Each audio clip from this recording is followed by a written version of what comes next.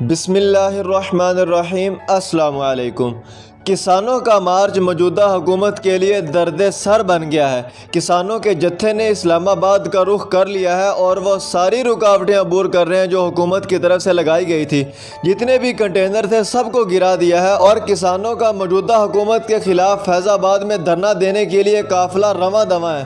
یہ قافلہ پہلے بھی آیا تھا اور اب دوسری بار آیا ہے۔ جب کسان پچھلے ہفتے آئے تھے تو انہوں نے حکومت کو کہا تھا کہ اگر آپ کے ساتھ مذاکرات کامیاب نہ ہوئے تو ہم دوبارہ آئیں گے۔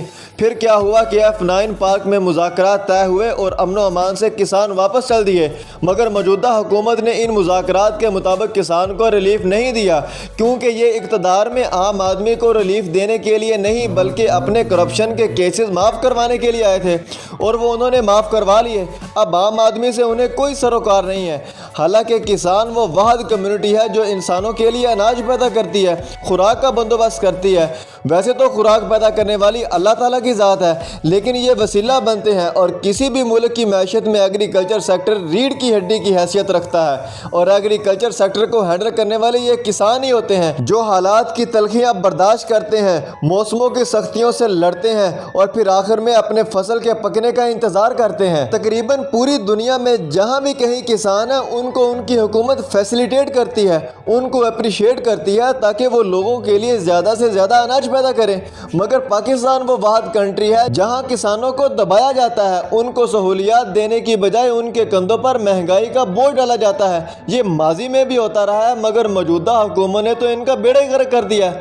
اب ان کے مطالبات کیا ہیں؟ کسانوں کا یہ مطالبہ ہے کہ ڈیزل کی قیمت کو کم کیا جائے، کیونکہ ایگریکلچر سیکٹر میں سب سے زیادہ جس چیز کی کھپت ہوتی ہے وہ ڈیزل ہے۔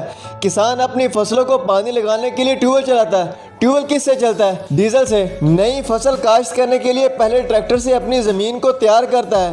ٹریکٹر کس پہ چلتا ہے؟ ڈیزل پہ۔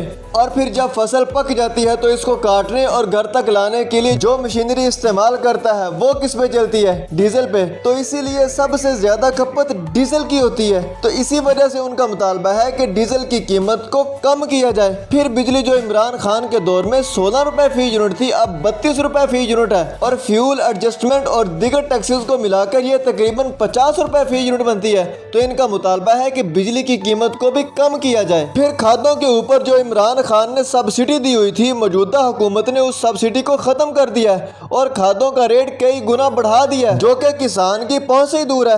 تو اس پر ان کا مطالبہ ہے کہ کھادوں کی قیمت کو بھی کم کیا جائے۔ اور پھر زرعی مشینری پر موجودہ حکومت نے نئے سرے سے ٹیکس عائد کیے ہیں جو کہ کسان افورڈ نہیں کر سکتا۔ تو یہ وہ تمام مطالبات تھے کسانوں کے جو موجودہ امپورٹر سرکار نہیں مان رہی، مگر اب کسان سڑکوں پر ہیں اور ان کا کہنا ہے کہ جب تک ہمارے تمام مطالبات پورے نہ کیے تو اس وقت تک دھرنا نہیں چھوڑیں گے، ادھر ہی رہیں گے۔